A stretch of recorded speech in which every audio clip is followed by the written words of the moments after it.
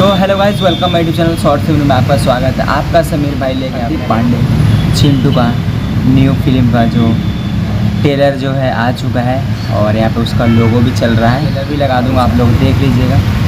और अपने प्रदीप पांडे चिंटू जी ने भोजपुरी से बहुत ही अलग बनाया है फिल्म और बहुत ही अच्छा फिल्म है।